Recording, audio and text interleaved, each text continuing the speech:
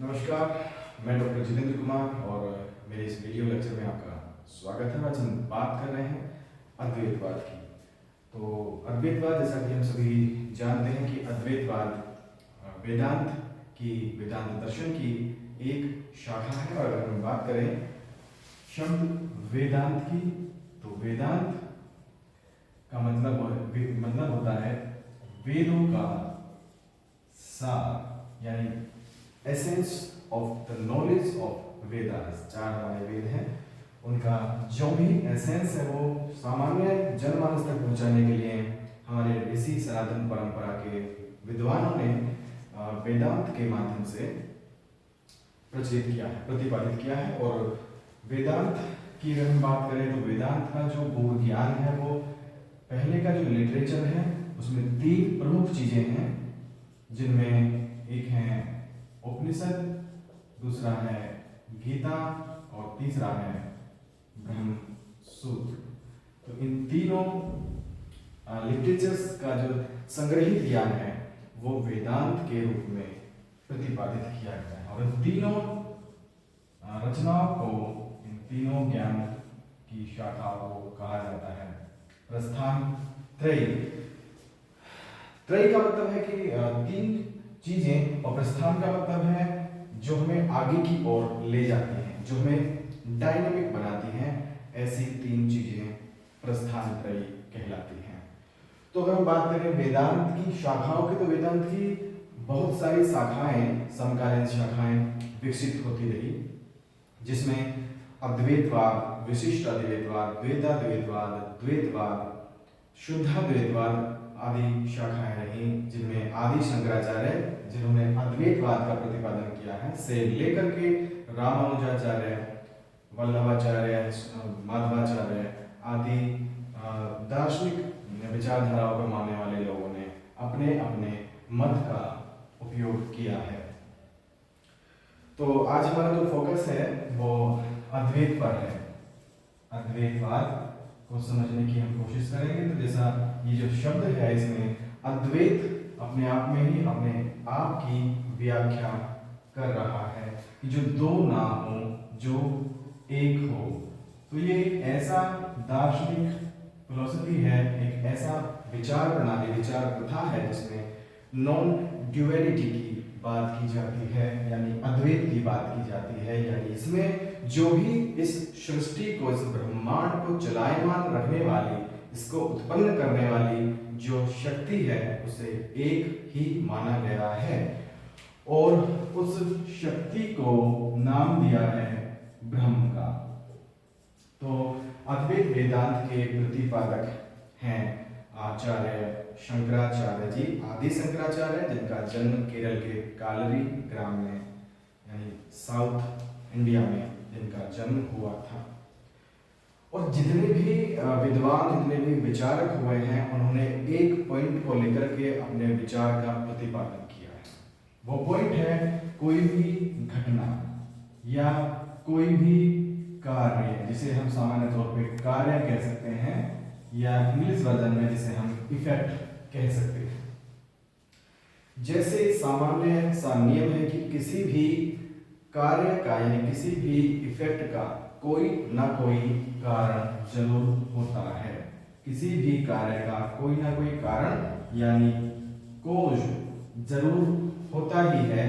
जैसे कोई भी वस्तु हम ले, मान लीजिए कि हम मिट्टी के एक घड़े की बात कर रहे हैं, तो घड़ा एक वस्तु है और इसका कोई ना कोई कारण है, यानी इसको बनाने वाला जो कुम्हार है वो इसका एक कारण कहा जा सकता है।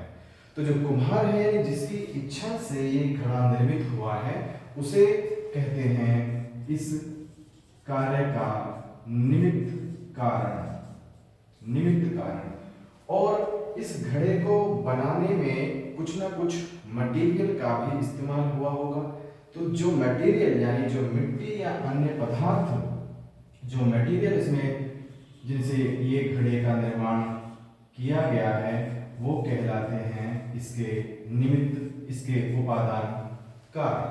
तो 2 तरह के कोष बताए गए हैं, एक एक इंस्ट्रूमेंटल कॉज यानी जिसकी इच्छा से कोई वस्तु अपने अस्तित्व में आती है, इंस्ट्रूमेंटल कॉज कहलाता है। और जिस मटेरियल से यानी जिस पदार्थ से वह उस वस्तु का निर्माण करता है उसे उपादान कारण यानी मटेरियलिस्टिक कॉज कहते हैं। तो इस एग्जाम्पल से हम समझ सकते हैं कि जैसे किसी वस्तु का कोई कॉज होता है, ऐसे ही इस पूरे ब्रह्मांड का, इस सृष्टि का भी कोई ना कोई कॉज जरूर रहा होगा। और अद्वैत वेदांत के हिसाब से, अद्वैत वेदांत की मान्यताओं में उस एक सुपर पावर को, उस परम शक्ति को ब्रह्म कहा गया है, ब्रह्म कहा गया है। और ये जो ब्रह्म है ये इस सृष्टि का इंस्ट्रूमेंटल और मटेरियलिस्टिक कॉज दोनों माना जा सकता है। क्योंकि अगर हम ब्रह्म सूत्र की बात करें या अद्वैत वेदांत के अंदर भी एक सूत्र संग्रहित है जिसमें कहा गया है ब्रह्म सत्यम जगत मिथ्या। ब्रह्म इस संसार में परम सत्य है और उसके द्वारा जो निर्मित है जगत यानी कि जो संसार है ये मिथ्या है। और जो जीव है वह ब्रह्म है और जीव ब्रह्म से कदापि अलग नहीं है। श्लोक है कि सूत्र है कि ब्रह्म सत्यम जगत मिथ्या जीवो ब्रह्मेव नापरः। इसका मतलब है कि ब्रह्म यानी जो अल्टीमेट पावर है, यानी जो कॉज है इस सृष्टि का, वह सत्य है, केवल वही सत्य है। और जो जगत है यानी जो फिजिकल वर्ल्ड है उसे अद्वैत ने मिथ्या की संज्ञा दी है। यहाँ पर हमें इस बात का भी उचित ख्याल रखना है कि जो मिथ्या है उसका मतलब असत्य नहीं है, यानी नॉन एग्जिस्टेंस तो नहीं है। ये जो संसार है इसका एग्जिस्टेंस तो है लेकिन इसका रूप जो है वो लगातार बदल रहा है। और क्योंकि इसका रूप बदलता रहता है, क्योंकि परिवर्तनशील है इतना ज्यादा, तो ये हमें ऐसा प्रतीत नहीं होता जैसा कि ये वास्तव में है, या जैसा ये हमें प्रतीत होता है ऐसा ये वास्तव में है ही नहीं। इस बात को आदि शंकराचार्य ने मिथ्या कहा है। साथ ही उन्होंने कहा है कि जीव है वो आत्मा तत्व को धारण करता है और ये जो आत्मा है इसमें वो सारी शक्तियां निहित हैं जो इस ब्रह्म में है। जैसे ब्रह्म निराकार है, ब्रह्म अनादि है, ब्रह्म अनंत है, ब्रह्म कंसिस्टेंट है, ब्रह्म किसी भी गुण को फील नहीं करता है, इसलिए ब्रह्म निर्गुण है, सर्वशक्तिमान है और ब्रह्म कोज है, कारण है इस सृष्टि का। तो वैसे ही आत्मा को क्योंकि माना गया है इस ब्रह्म का अंश, इसलिए जीव के अंदर जो आत्मा निहित होती है उसके अंदर भी वो सारी प्रॉपर्टीज होती हैं। वो निर्गुणता, वो निष्कामता, निष्पापता, निरंतरता, सर्वशक्तिमान होना, वो सारी खासियतें, वो सारी कैरेक्टरिस्टिक्स इस आत्मा में भी निहित हैं।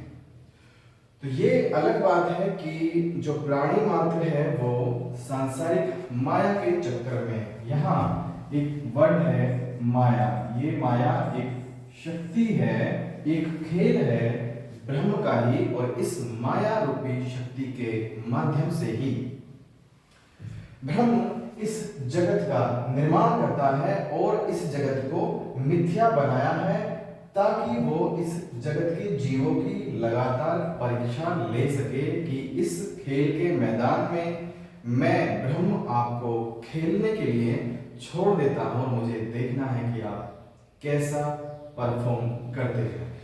तो आत्मा जो है वो ब्रह्म का ही अंश है, लेकिन इस माया के चक्कर में, इस माया के वशीभूत होकर के हम ये मानते हैं कि आत्मा ब्रह्म से अलग है।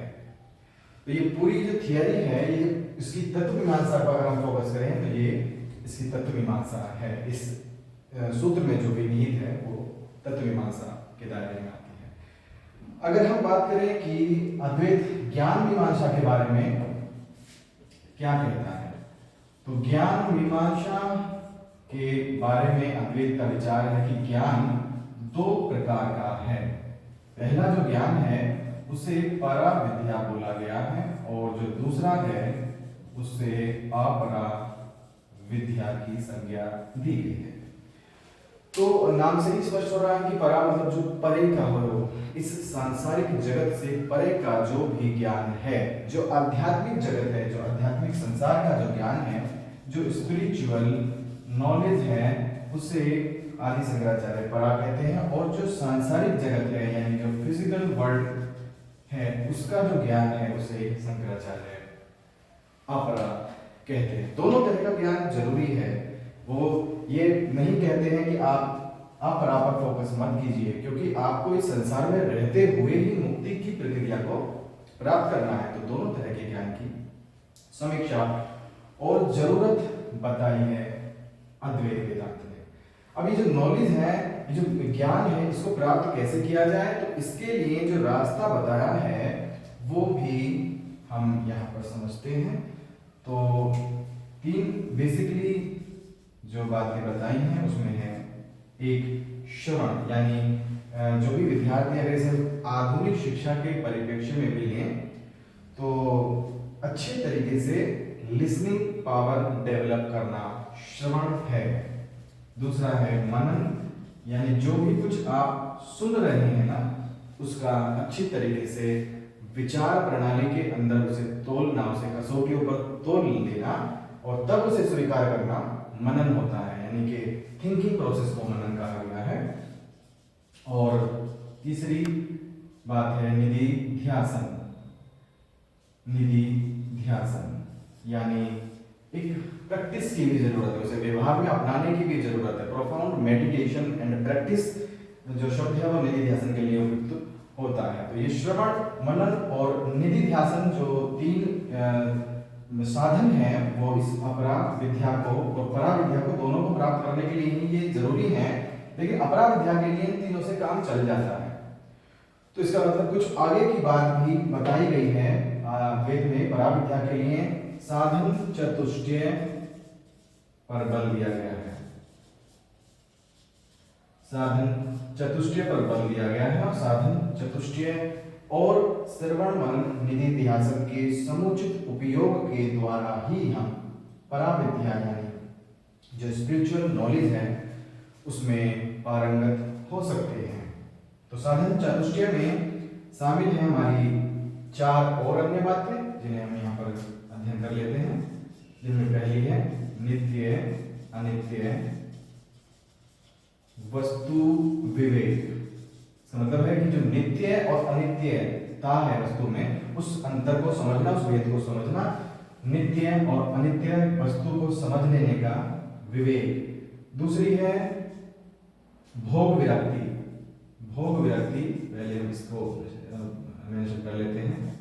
भोग विरक्ति यानी भोग से विरक्त कर लेना, किसी भी प्रकार का भोग, पद की लालसा, वैभव की लालसा, शक्ति की लालसा, तो जो मद है, जो भोग है उससे विरक्ति। तीसरी है शम दम आदि संयम। तीसरी जो बात है वो है जरूरी है जो ज्ञान प्राप्ति के लिए, वो है शम दम आदि संयम। तो शम दम आदि संयम का मतलब होता है कि व्यक्ति को अपने मन पर नियंत्रण रखना, व्यक्ति को अपनी इंद्रियों पर नियंत्रण रखना और उपरती तितिक्षा और श्रद्धा का पालन करना। इसमें शामिल है मन पर नियंत्रण, इंद्रियों पर नियंत्रण और उपरती का मतलब है विरक्ति से मतलब है विरक्त होना, जो सुखों से विरक्ति है, सांसारिक सुखों से विरक्ति है। तितिक्षा, इसमें एक और शब्द है तितिक्षा। तितिक्षा का मतलब है कि जो भी कुछ आ रहा है कष्ट, उसको सहने की सामर्थ्य अपने आप में विकसित करना, तितिक्षा। और एक है इसमें श्रद्धा। तो जो गुरुजन है जो कि ज्ञान प्राप्ति में आपका सहयोग कर रहे हैं, निर्देशन कर रहे हैं, आपको ज्ञान प्राप्ति के मार्ग बता रहे हैं, जिनका अनुसरण करते हुए ही आपको आगे बढ़ना है, उनमें श्रद्धा रखना। तो नित्य अनित्य वस्तु विवेक, भोग विरक्ति, श्रम दम आदि संयम, जिसमें मन इंद्रियों पर नियंत्रण, उपरती तितिक्षा, श्रद्धा शामिल है। और इसके अलावा मुमुक्षुत्व, मुमुक्षुत्व यानी मोक्ष प्राप्ति का संकल्प धारण करना। ये चार जो बातें हैं ये साधन चतुष्टय में शामिल है। तो अद्वैत वेदांती कहते हैं कि श्रवण मनन निधिध्यासन का पालन और साधन चतुष्टय का भी साथ साथ में पालन करने से व्यक्ति परा विद्या में पारंगत होता है। और परा विद्या जानना, इनफैक्ट पहले अपरा विद्या को जानना और समझना और फिर परा विद्या को जान लेना, इस ब्रह्म को जान लेने के लिए बहुत जरूरी है, या कह लीजिए आत्मा की अनुभूति करने के लिए बहुत जरूरी है। तो ये ज्ञान मीमांसा का जिक्र हमने यहाँ पर किया। अगर हम बात करें आचरण की, तो जैसा कि किसी भी दर्शन में तीनों ही बिंदुओं पर बात कर लेना जरूरी होता है। तो आचार्य मूल्य मीमांसा की हम बात करें तो एक शब्द है आत्मानुभूति। आत्मानुभूति, आत्मानुभूति का मतलब है कि अपनी आत्मा को जब व्यक्ति अनुभूत कर लेता है तो कहा जाता है कि वह आत्मानुभूति की स्टेज में पहुंच गया है। तो इसके लिए व्यक्ति को ज्ञान की आवश्यकता होती है, क्योंकि तीन चीजें प्राचीन सनातन परंपरा के अनुसार ज्ञान, भक्ति और कर्म, ये तीन चीजें मोक्ष यानी मुक्ति यानी केवल्य यानी निर्वाण के लिए जरूरी बताई गई हैं। तो उनमें सबसे जो खास बिंदु है, जो सबसे अहम है, वो है ज्ञान प्राप्ति। तो जब व्यक्ति ज्ञान की समीक्षा कर लेता है, जब व्यक्ति ज्ञान प्राप्त कर लेता है, जब व्यक्ति इस भौतिक जगत और सांसारिक जगत को समझ लेता है ना, तो व्यक्ति के अंदर इस बात का एहसास हो जाता है कि उसकी जो आत्मा है वो भी उस ही परम शक्ति यानी कि परम तत्व यानी कि ब्रह्म का ही अंश है। तो जो गुण हमने डिस्कस किए थे, जो गुण ब्रह्म के अंदर निहित होते हैं, उसका सर्वशक्तिमान होना, उसका निर्गुण होना, उसका हमेशा उसका ओमनी प्रेजेंट होना, कण कण में व्याप्त होना, ऐसे ही गुण आत्मा के लिए भी कहे जाते हैं, समझे जाते हैं। तो जो व्यक्ति इस बात का अनुभव कर लेता है कि आत्मा इस जगत से अलग एक तत्व है, और जगत क्या है? जगत है मिथ्या।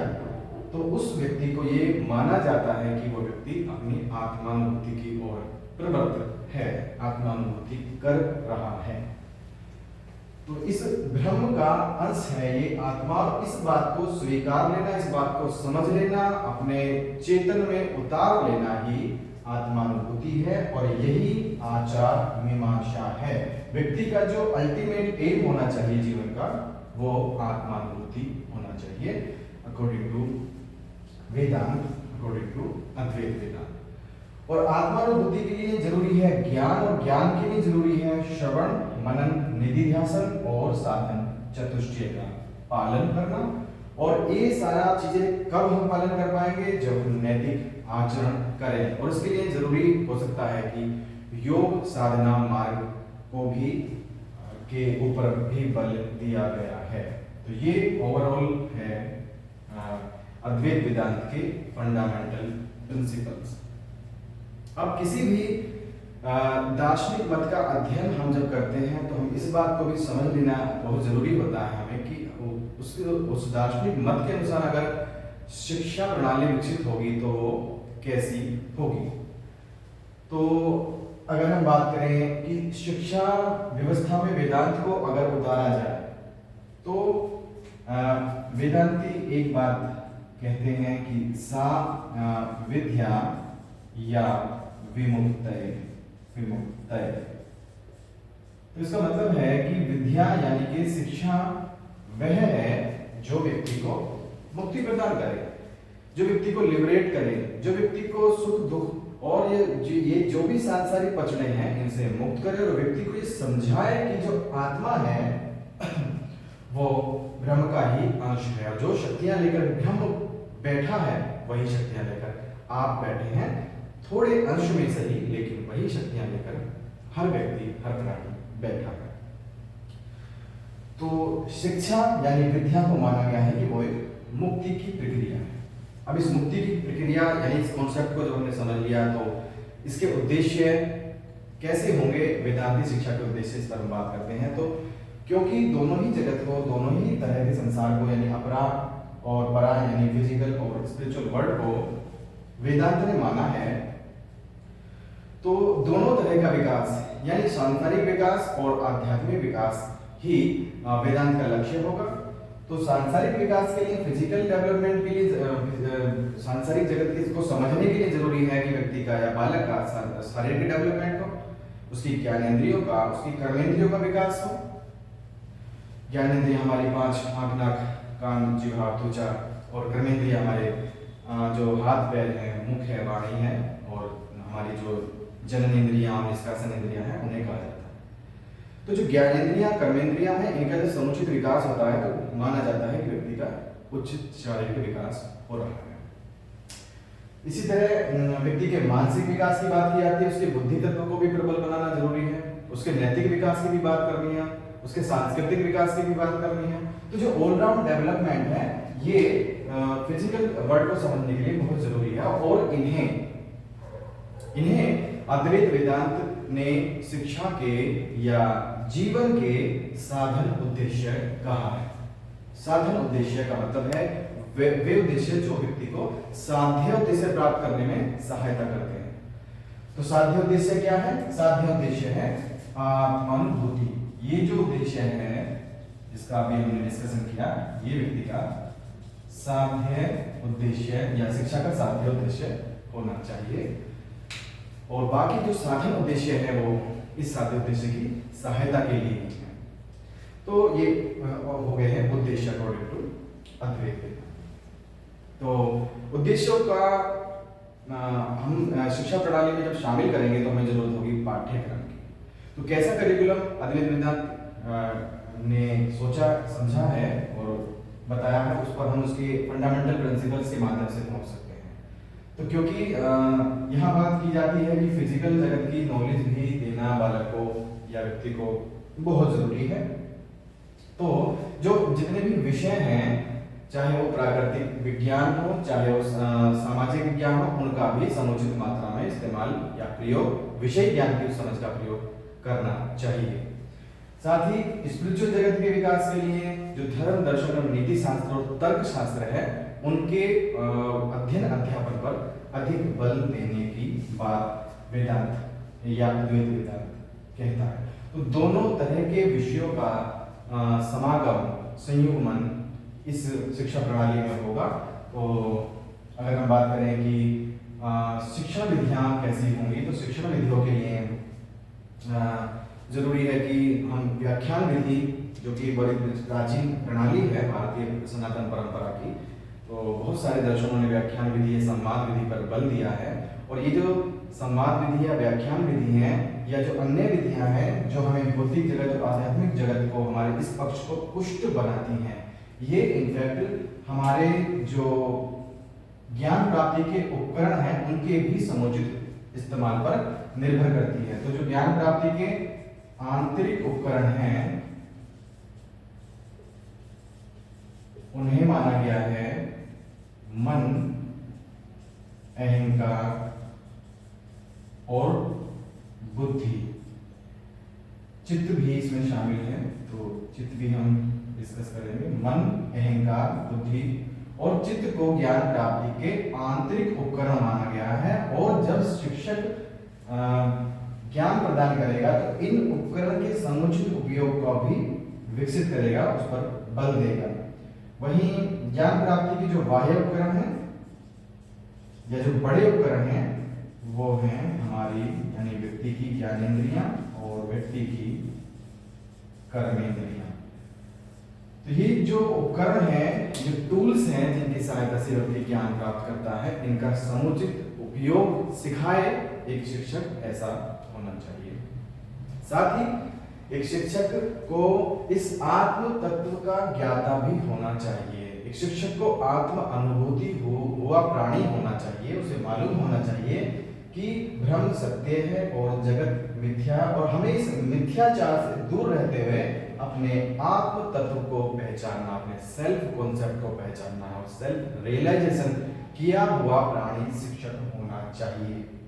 बात अगर छात्र की करें तो ज्ञान पिपासु यानी ज्ञान की इच्छा रखने वाला, साधन चतुष्टय का पालन करने वाला एक बालक आदर्श छात्र हो सकता है, जिसे श्रवण का पता हो, मनन का पता हो, जो नेमी ध्यान के लिए तैयार रहे, उसे छात्र की संकल्पना में शामिल किया गया है।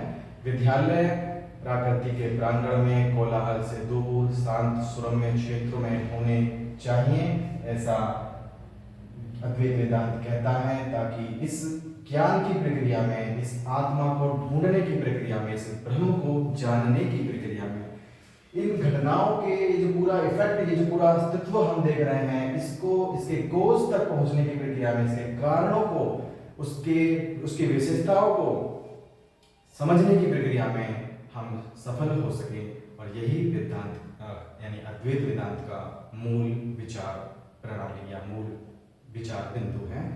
तो जो भी डाउट्स आपको हों इस पूरे कॉन्सेप्ट को लेकर, इसका आज हमने डिस्कशन किया, तो आप जरूर कमेंट बॉक्स में लिखें और हम आगे मिलते हैं किसी और वीडियो के साथ। Thank you.